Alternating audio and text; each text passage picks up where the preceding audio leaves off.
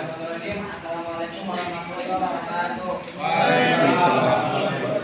Tentu saja ya, perkenalkan kami dari kelompok 5 ingin mempresentasikan hasil kinerja kami yang berjudul tentang ETKG dalam manajemen produksi. Dan di sini ada saya, Abdul Farijal, ada Arif Bismillah, ada Rizal Gifari, ada Rahmaningsi, dan ada Nafi. Selanjutnya langsung saja ke ini juga ada kita harus mengetahui dulu pengertian dari aplikasinya, yaitu tindakan yang dilakukan dalam kegiatan bisnis dengan tidak menyalahi aturan organisasi dan masyarakat sesuai dengan norma dan etika yang berlaku. Dan untuk pengertian manajemen produksinya, yaitu manajemen produksi berasal dari kata manage, yaitu artinya mengatur. Pengaturan yang diatur berdasarkan urutan dan fungsi manajemen yang ada untuk mencapai tujuan. Selain itu, manajemen produksi sangat penting bagi perusahaan karena pada dasarnya diperlukan pembagian tugas dan tanggung jawab dalam menyelesaikan pekerjaan yang sulit. Untuk tujuan manajemen produksi yaitu berorientasi produk dan jasa dalam pengelolaannya terkait dengan fungsi keuangan, di mana ada pengalokasian anggaran, analisis investasi, penyediaan dana, dan pengolahan produk atau kinerja pelayanan jasa. Selanjutnya ada pengertian menurut Soekarno Hadiprojo, manajemen produksi adalah kegiatan yang berkaitan dengan penciptaan barang-barang dan jasa-jasa melalui perubahan pasukan atau faktor produksi menjadi keluaran atau hasil produksi. Kegiatan mana memerlukan perencanaan, keorganisasian, pengarahan, pengkoordinasian, dan pengawasan akan tujuan-tujuan dan penerapan secara efisien dan efektif. Menurut Edi Harjanto, manajemen operasi atau produksi sebagai suatu proses yang berkesinambungan dan efektif menggunakan fungsi-fungsi manajemen untuk mengintegrasikan berbagai sumber daya secara efisien dalam rangka mencapai tujuan. Efektif berarti segala pekerjaan harus dapat dilakukan secara cepat dan sebaik-baiknya serta mencapai hasil sesuai dengan yang diharapkan. Selanjutnya ada beberapa fungsi manajemen produksi. Yang pertama yaitu fungsi perencanaan. Fungsi perencanaan di sini yaitu untuk merencanakan sesuatu proses produksi agar dapat berjalan dengan baik. Lalu yang kedua ada fungsi pengorganisasian yaitu untuk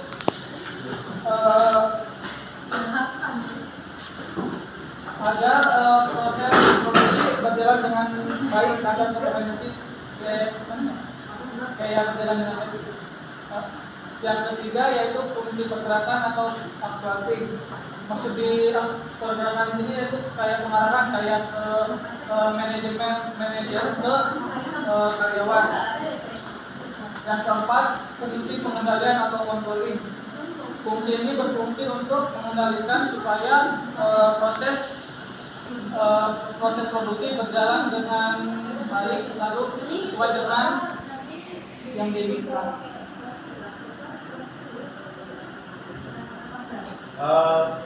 Ada 3 ketika bisnis dalam kegiatan produksi. 1. Fungsi produk dilakukan oleh perusahaan untuk menciptakan atau pengadaan atas barang atau jasa. Terus yang kedua ada transformasi yang dilakukan dalam kegiatan produksi adalah untuk membentuk nilai tambah terhadap barang atau jasa. Dan terakhir yang ketiga ada aktivitas produksi meliputi 1. Produk apa yang dibuat, 2.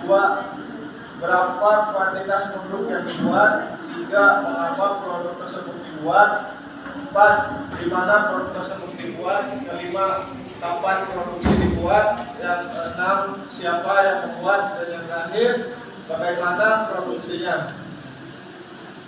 Selanjutnya definisi etika dalam manajemen produksi. Produksi dapat didefinisikan sebagai hasil dari suatu proses atau aktivitas ekonomi dengan memanfaatkan beberapa masukan atau input. Kegiatan produksi tersebut mengkombinasikan berbagai input untuk menghasilkan output. Kegiatan produksi dalam ilmu ekonomi diartikan sebagai kegiatan yang menciptakan manfaat atau utility baik di masa kini maupun di masa mendatang. Lalu yang selanjutnya adalah pentingnya etika bisnis dalam manajemen produksi. Produksi berarti diciptakannya manfaat. Produksi tidak diartikan sebagai menciptakan secara fisik sesuatu yang tidak ada. Karena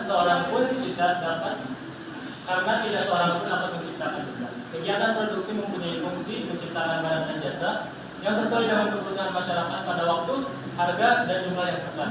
Dalam proses produksi, sebuah produsen pada hakikatnya tentu akan selalu berusaha menekan biaya produksi dan berusaha untuk mendapatkan laba sebanyak-banyaknya. Lalu pandangan tentang kewajiban produsen terhadap konsumen. Yang pertama, kewajiban untuk membantu ibu. Kewajiban untuk memberikan suatu produk dengan karakteristik persis seperti yang dinyatakan perusahaan yang mendorong konsumen untuk membuat kontrak dengan sukarela. Jadi pihak berkewajiban memenuhi klaim yang dibuatnya tentang produk yang dijual. Lalu yang kedua, kewajiban untuk mengungkapkan. Penjual yang akan membuat perjanjian dengan konsumen untuk mengungkapkan dengan tepat apa yang akan dibeli konsumen dan apa saja syarat penjualannya. Ini berarti bahwa penjual berkewajiban memberikan semua fakta pada konsumen tentang produk tersebut yang dianggap berpengaruh kepada keputusan konsumen untuk membeli. Lalu yang ketiga, kewajiban untuk tidak memberikan gambaran yang salah. Penjual harus menggambarkan produk yang ia tawarkan dengan benar. Dia harus membangun pemahaman yang sama tentang barang yang ia tawarkan di pikiran konsumen sebagaimana barang tersebut adanya. Lalu yang keempat, kewajiban untuk tidak memaksa.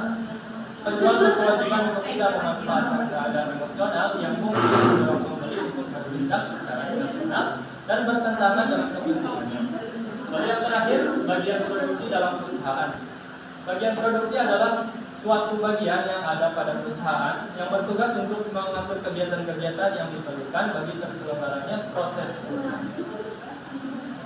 Mungkin sebelum masuk ke kesimpulan, barangkali ada dari teman-teman yang ingin ditanyakan. Ya, saudara Karim.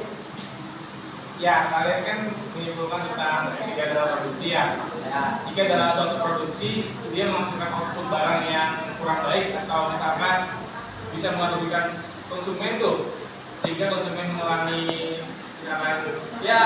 berbagai kerugian akibat barang dari kalian dan karena kesalahan tersebut. Apa sih tindakan kalian sebagai produsen dalam menyikapi hal tersebut? Ini bertanya. Di yang pandangan kontrak kewajiban produsen terhadap konsumen itu kan dijelaskan bahwa kewajiban tidak memberikan gambaran yang salah. Nah, bagaimana jika ada produsen yang memberikan gambaran kayak online itu tapi tidak sesuai dengan aslinya? Gimana menurut pendapat? Kela Rara sok. Izin bertanya, kan itu tadi di PPT kewajiban produsen terhadap konsumen itu diwajibkan untuk tidak memaksa ya. Tapi kan sekarang masih banyak tuh kayak produsen yang memaksa konsumennya gitu, kayak misalnya kita nyobain suatu produk, katanya nggak dibeli, ini cuma dicobain doang. Kan kadang suka, oh ini harus dibeli gitu. Kan masih banyak, masih ada. Nah terus ini juga termasuknya kan kewajiban ya. Kalau misalkan dilanggar itu ada sanksinya atau enggak? Terus menurut kalian gimana nih cara menghindari dari oknum tersebut? Makasih. Baik, Ibu menjawab pertanyaan balik. Jadi pada dasarnya kalau misalkan kita ngasih kerugian ke konsumen, produsen bakal ngasih retur barang yang tadinya kayak merugikan konsumen gitu. Jadi si produsen juga mungkin karena Manusia biasa. agar rating barang atau produknya tidak turun, mereka mengantisipasi dengan memberi produk yang baru yang lebih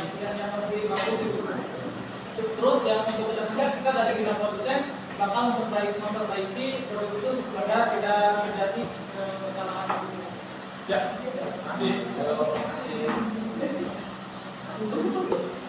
Izin menjawab pertanyaan dari Penny tentang kewajiban untuk tidak memberikan gambar yang salah, semisal kita beri barang online yang tidak sesuai dengan gambar itu.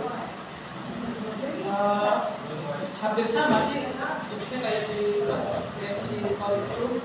Jadi kayak kita bakal dari pihak produsen ya, kita bakal ngasih atau review barang yang sudah dibeli konsumen dan apa sih, tapi sesuai aturan. Jadi kayak misalnya konsumen itu membuka produknya itu di video, jadi kita tahulah emang benar produknya yang rusak atau itu salah, tidak sesuai yang diinginkan konsumen.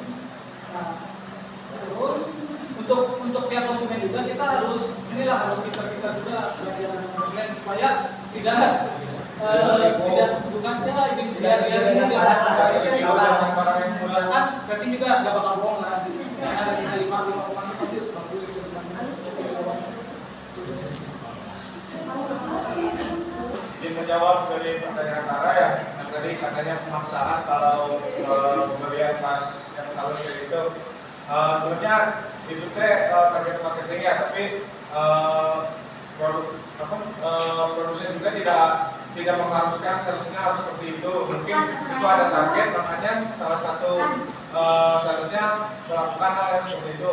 Kita sebagai konsumen sebaiknya jangan mudah tergiur dengan sales ya, apalagi yang di jalan atau yang istilahnya bodong lah gitu. Harus yang misalkan salesnya kayak yang make up maka gitu, yang udah terjamin aja gitu. Itu mungkin.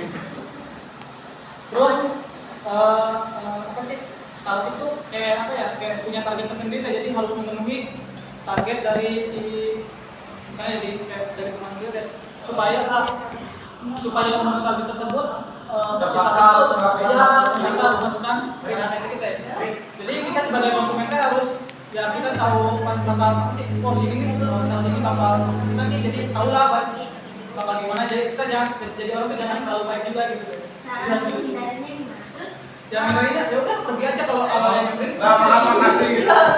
Jangan tangkap kita gitu. Tanggapin. Ya, berarti kan tadi kan katanya harus memenuhi Target, ya. target. Ya, berarti maksud kalian itu dengan cara memaksa itu terpaksa. Tapi kan ada cara lain yang bisa dilakukan untuk memenuhi target itu. Harus dengan cara memaksa. Mungkin itu maksudnya kejar-kejar kali ini. Udah jadi kayak targetnya udah numpuk, jadi gimana sih? Ya udah kita terpaksa kayak gitu caranya menghalalkan segala cara untuk memenuhi target tersebut. Sebenarnya bisa aja tidak melakukan hal seperti itu, tapi dengan cara barangnya dibeli sama kita. Ya, kita tapi berapa ada nih? yang sebenarnya itu mungkin. Ada sabunnya atau apa gitu. Kalau Sampai sampai sekarang sih aku kayak sampai sekarang sih saya belum pernah lihat kasus sales di Transaksi. itu belum pernah sih. Jadi kayak yang kita kalau ini adalah di yourself aja, jadi kayak diri sendiri gitu yang menghindari itu. Transaksi itu lebih ke itu sih, lebih ke saatnya transaksi. Baiklah, terima kasih kepada teman-teman yang sudah memberikan pertanyaan. Tentu saja untuk kesimpulannya yaitu etika diperlukan dalam kegiatan bisnis. Etika adalah seperangkat prinsip-prinsip dan nilai yang menegaskan tentang benar dan salah. Sedangkan produksi adalah suatu kegiatan menanamkan nilai guna barang dengan menggunakan sumber daya yang ada. Jadi, etika produksi adalah seperangkat prinsip-prinsip dan nilai yang menegaskan tentang benar dan salahnya hal-hal yang dilakukan dalam proses produksi atau dalam proses penambahan nilai guna barang. Baik, mungkin cukup sekian yang bisa kelompok kami sampaikan. Kurang lebihnya mohon dimaafkan. Wassalamualaikum warahmatullahi wabarakatuh. Waalaikumsalam warahmatullahi wabarakatuh. Baik. Ada